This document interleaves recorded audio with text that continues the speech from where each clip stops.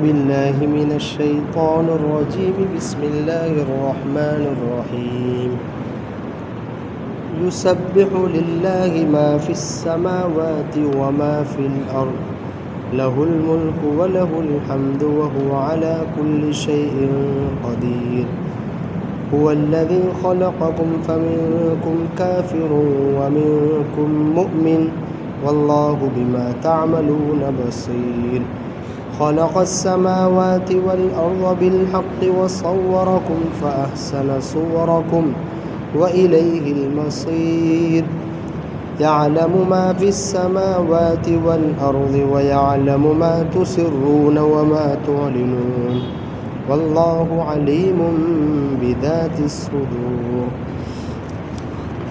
اللہ تبارک و تعالیٰ کی تسبیح بیان کرتی ہے وہ تمام چیزیں جو آسمانوں میں ہے اور وہ تمام چیزیں جو زمین میں ہے، اسی کے لیے بادشاہت ہے اور اسی کے لیے تمام تعریف ہے، اور وہ ہر چیز پر قادر ہے۔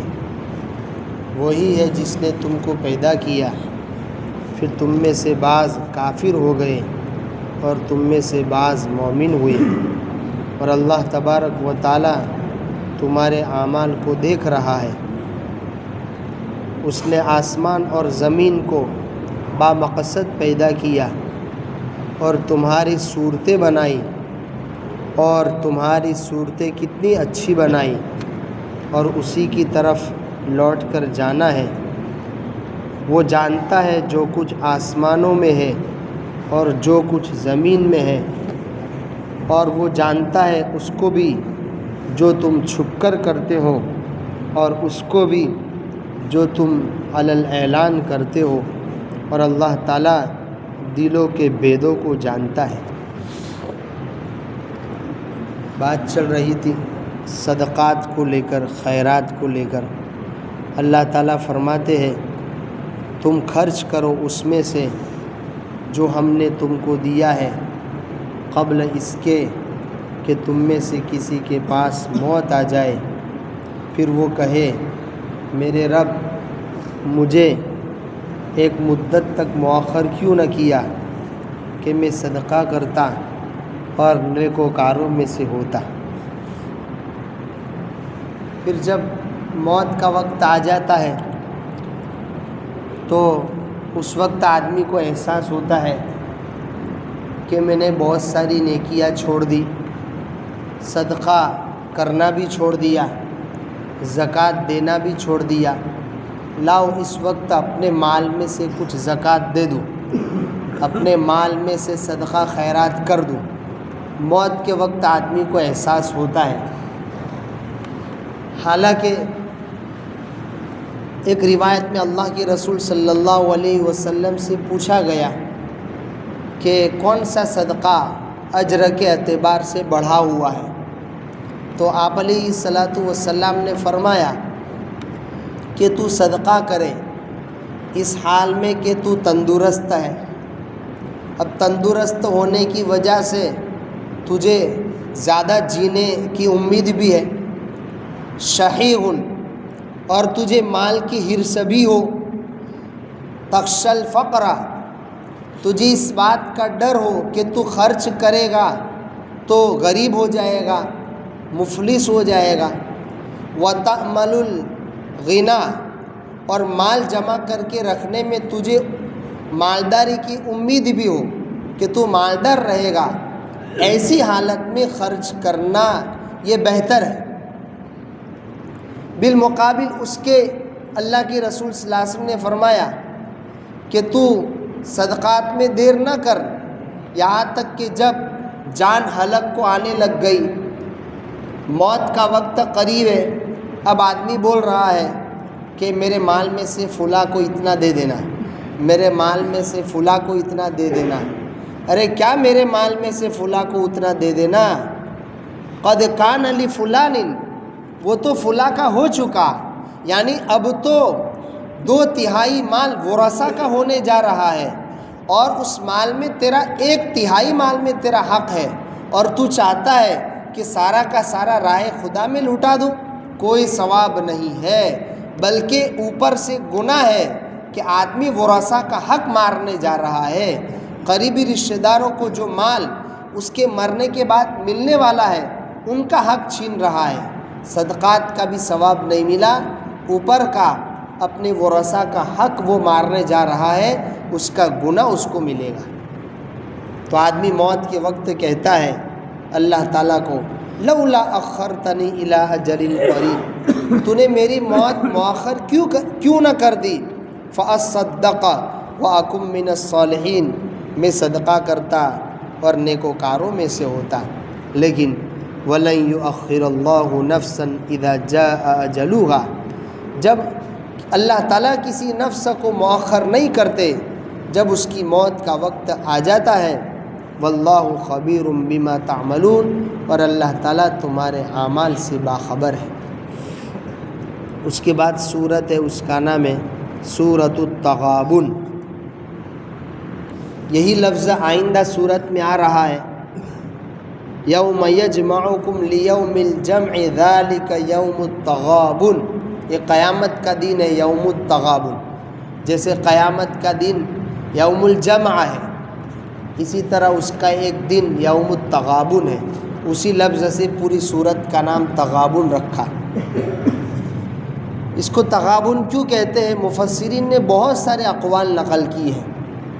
تغابن کا ایک معنی آتا ہے ہار جیت، تو یوم التغابن یعنی ہار جیت کا دن، گویا قیامت کے دن جنت میں جانے والا جیتے گا اور جہنم میں جانے والا ہارے گا۔ چنانچہ مفتی شفیع صاحب نے معارف القرآن میں روایتوں سے اس کی وضاحت کی۔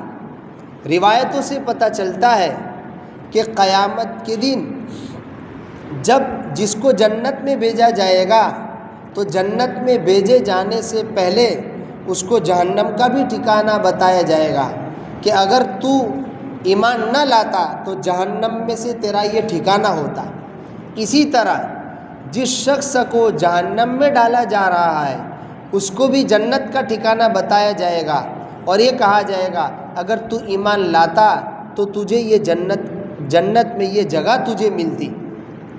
اب اس کے بعد اللہ تبارک و تعالی جنت میں جس شخص کو بھیج رہے ہیں اس کو اس شخص کا گھر بھی عطا فرمائیں گے جس کو جہنم میں بھیج رہے ہیں۔